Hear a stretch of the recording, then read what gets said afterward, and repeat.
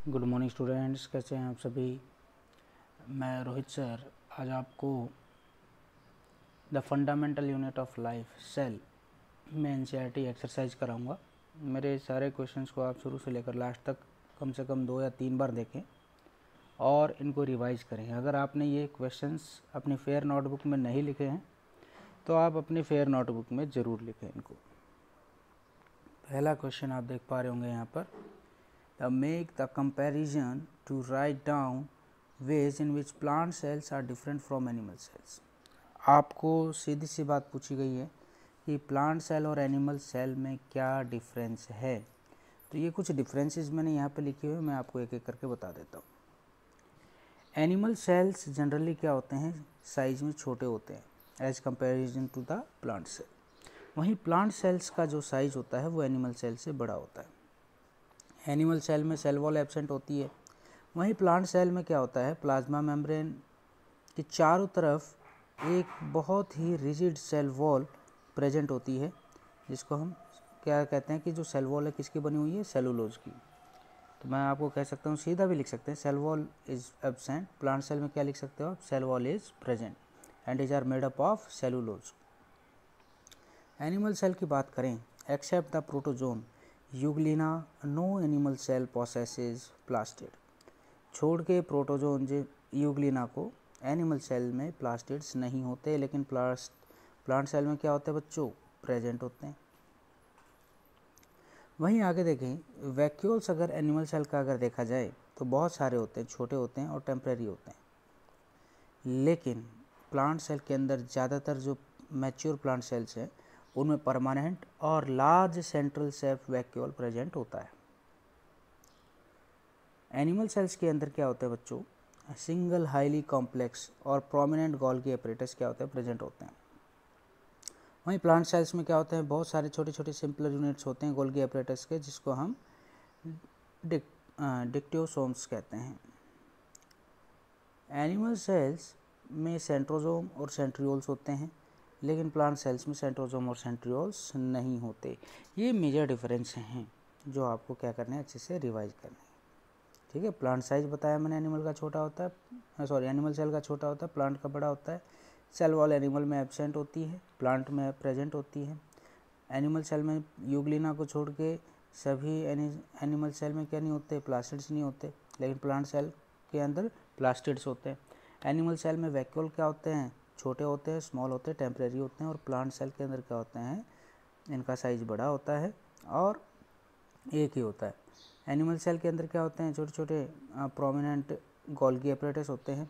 वहीं अगर हम बात करते हैं यहाँ पर प्लांट सेल में, तो बहुत सारे सिंपलर यूनिट्स गोल्गी एपरेटस के मिलेंगे, जिसको हम डिक्टोसोम्स कहते हैं।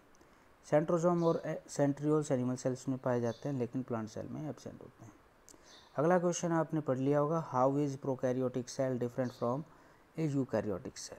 तो आपको डिफरेंस बताना है इनके बीच। ये डिफरेंस आप देख पा रहे होंगे यहाँ पर बच्चों, difference between prokaryotic and eukaryotic cell. तो प्रोकैरियोटिक सेल की अगर मैं बात करूँ तो सेल का जो साइज होता है वो जनरली क्या होता है, स्मॉल होता है, 1 to 10 माइक्रोमीटर। वहीं यूकैरियोटिक सेल की अगर बात करें तो सेल का जो साइज है जनरली क्या होता है, लार्ज होता है, लगभग 5 से 100 माइक्रोमीटर होता है। प्रोकैरियोटिक सेल के अंदर जो न्यूक्लियर रीजन है हम उसको न्यूक्लियोइड कहते हैं, और उसके चारों तरफ न्यूक्लियर मेम्ब्रेन नहीं होती। लेकिन यूकैरियोटिक सेल की अगर मैं बात करूं तो न्यूक्लियर मटेरियल के चारों तरफ क्या होता है, न्यूक्लियर मेम्ब्रेन होता है। प्रोकैरियोटिक सेल में सिंगल क्रोमोसोम प्रेजेंट होता है, वहीं यूकैरियोटिक सेल में एक से ज़्यादा क्रोमोसोम्स पाए जाते हैं। प्रोकैरियोटिक सेल में न्यूक्लियोलस एब्सेंट होता है, लेकिन यूकैरियोटिक में प्रेजेंट होता है। Membrane bound cell organelles prokaryotic cell में एब्सेंट होती है, लेकिन यूकैरियोटिक सेल के अंदर membrane bound cell organelles present होती है। सेल डिवीजन फिजन और बडिंग के द्वारा होता है प्रोकैरियोटिक सेल में, लेकिन यूकैरियोटिक सेल में क्या होता है, सेल डिवीजन माइटोटिक और मियोटिक दोनों के द्वारा होता है। अगला क्वेश्चन देखें भाई, क्वेश्चन नंबर 3,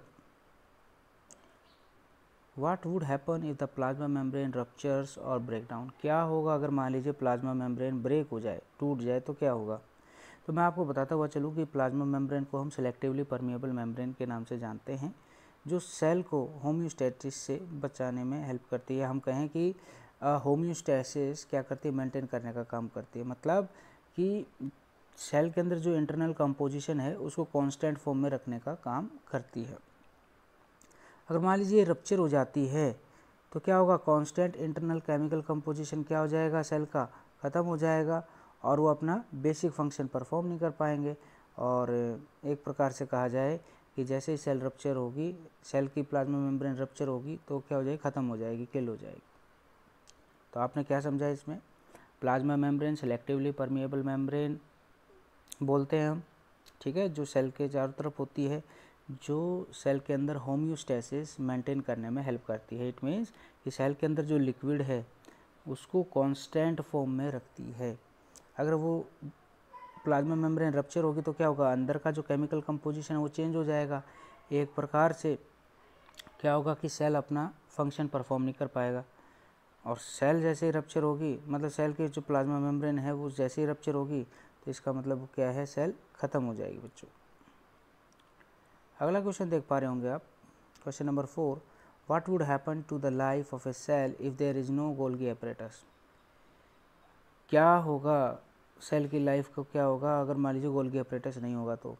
जो मटेरियल जो सिंथेसाइज होते हैं एंडोप्लाज्मिक रेटिकुलम से, वो stored, sorted, modified, packaging, dispatch और वेरियस टारगेट इनसाइड और outside the cell through the Golgi apparatus, pack products in vesicles, the secretory vesicles.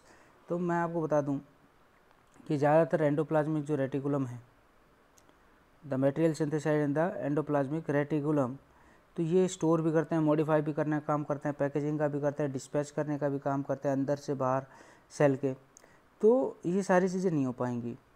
कुछ केसेस में क्या है, कम्प्लेक्स शुगर है, जैसे कि कम्प्लेक्स शुगर की अगर मैं बात करूं, और कम्प्लेक्स शुगर क्या होता है, cellulose may be made of a simple sugar, हो सकता है कि वो सिंपल शुगर से बना हो। तो गोल्गी एपरेटस उसमें इन्वॉल्वमेंट दिखाएगा और सेल की फॉर्मेशन करेगा, विच इज़ नॉट पॉसिबल, जो कि पॉसिबल नहीं हो पाएगी अगर गोल्गी एपरेटस नहीं होगा तो। इसका मतलब क्या हुआ कि भाई जो मटेरियल है एंडोप्लाज्मिक रेटिकुलम वो store, sorted, modified, packaging, dispatch करने का काम करता है सेल के अंदर और बाहर का। दूसरा, कुछ केसेस में जैसे मान लीजिए कॉम्प्लेक्स शुगर है, cellulose may be made from simple sugars, simple sugar से बनते हैं गोल्गी एपरेटस में। अगर ये चीज़ नहीं होगी तो सेल वॉल मतलब सेलुलोज नहीं बन पाएगा और एक प्रकार से जो सेल है वो पर्टिकुलर अपना फंक्शन भी नहीं कर पाएगा। अगला क्वेश्चन है, which organelle is known as the powerhouse of the cell और वाई। माइटोकॉन्ड्रिया को बच्चों सभी क्या कहते हैं, powerhouse of the cell कहते हैं, क्योंकि ये क्या करते हैं, इनके पास एंजाइम्स होते हैं जो स्टेप वाइज फूड को क्या करते हैं, ऑक्सीडाइज करने का काम करते हैं। किस फॉर्म में, कार्बन डाइऑक्साइड और वाटर, और साथ में लॉट्स ऑफ एनर्जी क्या होती है यहाँ से रिलीज होती है। जब फूड का ऑक्सीडेशन होता है तो ये एनर्जी रिलीज करते हैं, और एनर्जी किस में, एनर्जी रिलीज करते हैं in the form of high energy, जिसको हम एटीपी कहते हैं, एडिनोसाइन ट्राइफॉस्फेट मॉलिक्यूल्स। तो भाई एटीपी को क्या कहा जाता है, एनर्जी करेंसी के नाम से भी जाना जाता है, और हम इसको क्या कह सकते हैं, सेलुलर फ्यूल भी कह सकते हैं। Energy stored in ATP is used to bring about energy requiring activities of the cell such as photosynthesis. Energy की आवश्यकता क्यों पड़ती है, एनर्जी की आवश्यकता सेल को कब पड़ेगी, फोटोसिंथेसिस, प्रोटीन सिंथेसिस और मसल कॉन्ट्रैक्शन के दौरान पड़ेगी। तो भाई सिंपल सी बात है, आपने क्या समझा इसके अंदर, आपने समझा कि माइटोकॉन्ड्रिया को हम powerhouse of the cell कहते हैं क्योंकि इनके पास एंजाइम्स होते हैं जो फूड को क्या करते हैं, ऑक्सीडाइज करने का काम करते हैं सेल के अंदर, जो कि कन्वर्ट हो जाते हैं कार्बन डाइऑक्साइड, वाटर और एनर्जी भी किस फॉर्म में, एटीपी की फॉर्म में। और एटीपी का उपयोग मैं आपको बता दूं, एटीपी को एनर्जी करेंसी भी कहा जाता है सेल का, और एटीपी का उपयोग ज़्यादातर सेल के अंदर फोटोसिंथेसिस, प्रोटीन सिंथेसिस और मसल कॉन्ट्रैक्शन के दौरान होता है। अगला क्वेश्चन देख पा रहे होंगे बच्चों, where do the lipids and proteins constituting the cell membrane get synthesized. तो लिपिड और प्रोटीन किस प्रकार से सिंथेसाइज होते हैं, तो रफ एंडोप्लाज्मिक रेटिकुलम RER बोलते बेटा, ये प्रोटीन को सिंथेसाइज करते हैं, और कॉन्स्टिट्यूटिंग सेल मेम्ब्रेन मतलब प्रोटीन सिंथेसाइज करेंगे तभी सेल मेम्ब्रेन बनेगी। और वहीं स्मूथ एंडोप्लाज्मिक रेटिकुलम की बात करें तो ये लिपिड बनाते हैं जो कि सेल मेम्ब्रेन के लिए आवश्यक होती है। अगला क्वेश्चन देख पा रहे होंगे बेटा, question number 7, how does amoeba obtain its food. Amoeba कैसे फूड ऑब्टेन करता है। अमीबा के पास क्या होते हैं, पहले तो अमीबा क्या यूनिसेलुलर ऑर्गेनिज्म है और उसकी कोई फिक्स शेप नहीं होती, तो फ्लेक्सिबल सेल मेम्ब्रेन होती है बेटा। ये क्या करते हैं, अमीबा अपनी सेल मेम्ब्रेन की सहायता से, जिसको हम क्या कहते हैं, फैगोसाइटोसिस तो पूरा प्रोसेस कहलाएगा, शूडोपोडिया की सहायता से फूड को क्या करते हैं, इनगल्फ करते हैं, जिस प्रोसेस को हम एंडोसाइटोसिस कहते हैं। What is osmosis. ऑस्मोसिस सभी बच्चों को पता है, द डिफ्यूजन ऑफ वाटर और solvent through a semi permeable membrane from a solution of lower concentration of solutes to a solution of higher concentration of solutes to which the membrane is relatively impermeable is called osmosis. आप direct भी कह सकते हैं, the movement of solvent substances from higher concentration to the lower concentration through a semi permeable membrane is called osmosis. तो आज के लिए इतना ही काफ़ी है। आप इन क्वेश्चन को कम से कम 2-3 बार देखें।